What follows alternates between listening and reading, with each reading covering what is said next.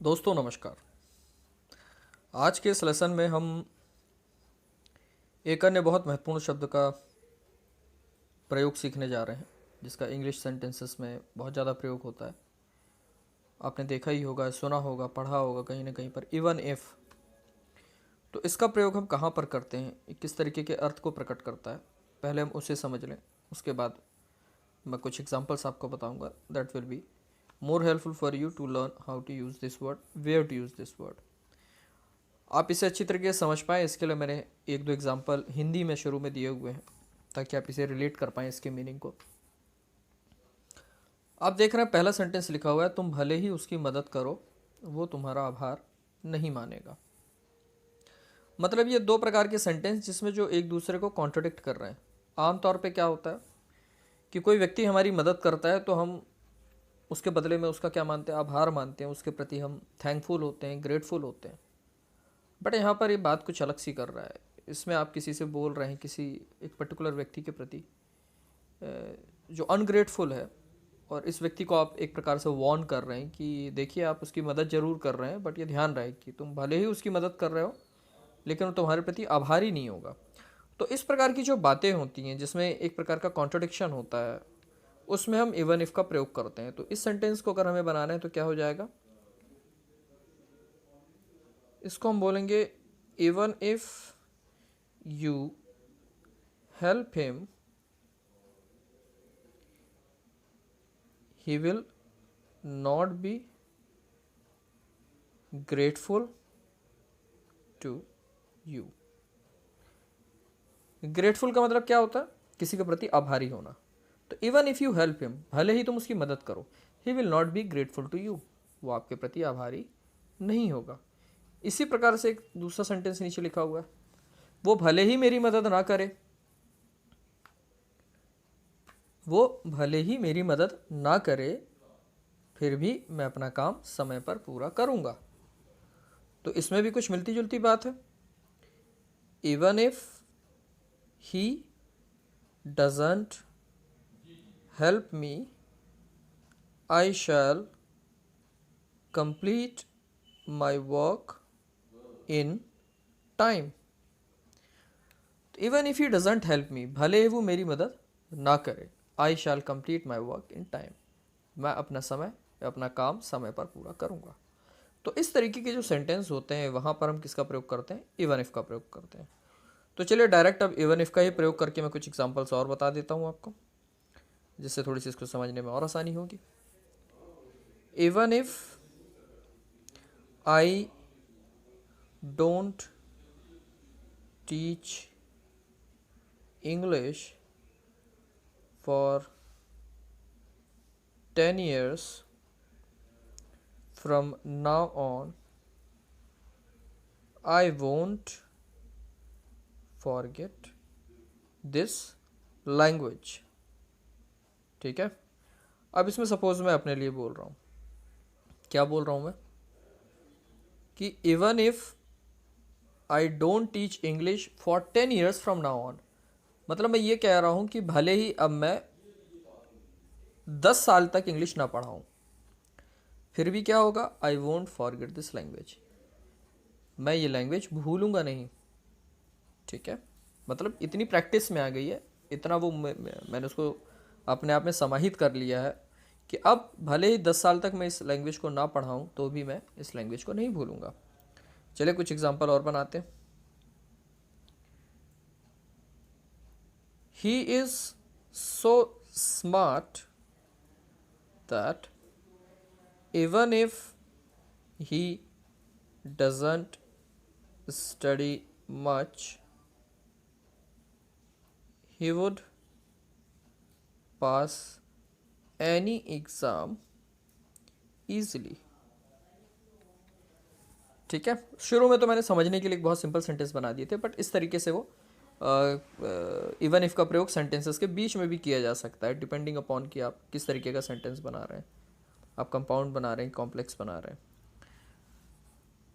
Sorry, इसको even if को करना है। तो he is so smart that even if he doesn't study much, हम क्या बोल रहे हैं, वो इतना स्मार्ट है कि even if he doesn't study much, कि भले वो ज़्यादा पढ़ाई ना करे, he would pass any exam easily, वो कोई भी एग्ज़ाम बहुत आसानी से पास कर लेगा। आप ये कह रहे हैं। कुछ एग्जांपल और देखें। She would not be bankrupt even if she spends 1 lakh rupee every day for 100 years earning nothing। ठीक है, अब इसमें हम क्या बोल रहे हैं, she would not be bankrupt. Bankrupt actually एक ऐसे व्यक्ति को आप बोलते हैं जिसका दिवालिया घोषित हो चुका है, जिसका सारा पैसा जो है वो ख़त्म हो चुका है, नुकसान हो चुका है, उसको लॉस हो चुका है। तो जिसका दिवालिया निकल जाता है, आपने सुना होगा न्यूज़ वगैरह में आता है कि एक पर्टिकुलर कंपनी को बैंकरप्ट घोषित कर दिया है। तो बैंकरप्ट घोषित करने का मतलब ये है कि उसको इतना लॉस हो चुका है कि अब उसके पास पैसा बचा ही नहीं। तो आप इस सेंटेंस में ये कहना चाहते हैं कि she would not be bankrupt even if she spends 1 lakh rupee every day for 100 years earning nothing, कि भले ही वो कुछ ना कमाए और 100 साल तक प्रतिदिन 1 लाख रुपए खर्च करे, तब भी उसके पास इतना पैसा है कि वो बैंकरप्ट नहीं होगी। तो इनडायरेक्टली आप बता रहे हैं कि वो कितनी रईस है, कितनी रिच है, कि अगर वो एक पैसा भी ना कमाए और 100 साल तक प्रतिदिन 1 लाख रुपए खर्च करे तो भी क्या होगा, वो बैंकरप्ट नहीं होगी। ठीक है, तो इवन इफ का समझ में आया। मैं 2 एग्जांपल और बताता हूँ, उसके बाद आज का वीडियो हम ऐड करते हैं। If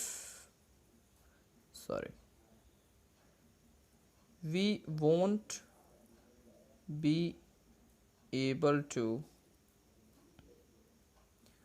speak English confidently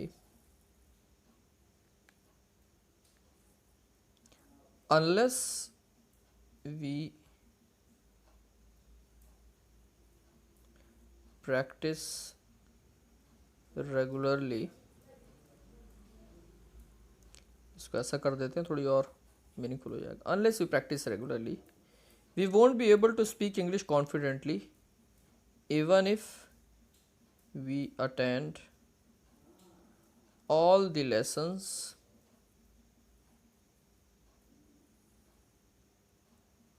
consistently. ठीक है, अनलेस वी प्रैक्टिस रेगुलरली, अगर हम रेगुलरली प्रैक्टिस नहीं करेंगे तो क्या होगा, we won't be able to speak English, हम इंग्लिश बोलने की स्थिति में नहीं रहेंगे, कॉन्फिडेंटली हम इंग्लिश नहीं बोल पाएंगे। Even if we attend all the lessons consistently, भले ही हम सारे लेसन रेगुलरली अटेंड करें। ठीक है, तो यही बात करें कि भले हम सारे लेसन्स को कंसिस्टेंटली अटेंड कर रहे हैं, बिना कोई लेसन स्किप किए अटेंड कर रहे हैं, फिर भी जब तक हम प्रैक्टिस नहीं करेंगे, या अगर हम प्रैक्टिस नहीं करेंगे नियमित रूप से, तो हम इंग्लिश को कभी भी कॉन्फिडेंटली नहीं बोल पाएंगे। तो चलिए एक एग्जांपल हम और देखते हैं।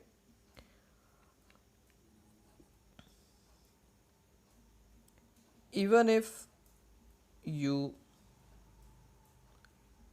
Try to persuade him he won't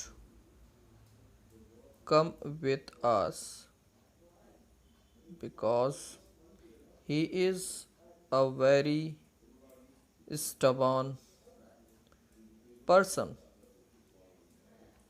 अब इसमें आप क्या कह रहे हैं, even if you try to persuade him, persuade का मतलब होता है किसी व्यक्ति को मनाना, किसी चीज़ के लिए राज़ी करना। ठीक है, जब हम किसी व्यक्ति को किसी एक पर्टिकुलर एक्शन के लिए राज़ी करते हैं तो उसको हम बोलते हैं परसुएड करना, मनाना। Even if you try to persuade him, भले ही तुम उसे परसुएड करने की कोशिश करो, मनाने की कोशिश करो, ही वॉन्ट कम विथ अस, वो हमारे साथ नहीं आएगा। क्यों नहीं आएगा, because he is a very stubborn person. Stubborn आप बोलते हैं किसी जिद्दी व्यक्ति को, कोई व्यक्ति एक बार अपना मन बना ले तो फिर किसी की नहीं सुनता है। तो इस प्रकार के जो लोग होते हैं स्टबर्न, हम उसको बोलते हैं, जिद्दी जिसको आप कहते हैं हिंदी में। वही बात आप इसमें किसी को समझा रहे हैं कि क्योंकि एक बहुत ज़िद्दी व्यक्ति है, उसने अपना मन बना लिया कि उसे अपने साथ नहीं आना है, तो भले ही तुम उसे मनाने का कितना भी प्रयास करो, ही वोंट कम विद अस। तो आज मेरा ये प्रयास था कि मैं आपको आज के इस छोटे से लेसन में इवन इफ़, जो एक बहुत काम का शब्द है इंग्लिश में जिसका इस्तेमाल किया जाता है, उसका किस तरीके से और कहाँ पर इस्तेमाल होता है मैं आपको समझा सकूँ। आई होप आपको इस लेसन के माध्यम से कुछ समझ में आया होगा, और अगर आया है तो बहुत अच्छी बात है, नहीं आया है और आप पूछना चाहते हैं, कोई क्यूरी है तो वो भी आप पूछ सकते हैं कमेंट बॉक्स में जाकर। और अगर आ गया है तो इससे अच्छी कोई बात ही नहीं, आप उसकी प्रैक्टिस करें, दैनिक जीवन में इसका प्रयोग करना प्रारंभ करें। अगले लेसन में फिर कुछ चीज़ें लेके हाजिर होते हैं, तब तक के लिए अपना ध्यान रखें। Take care, bye bye.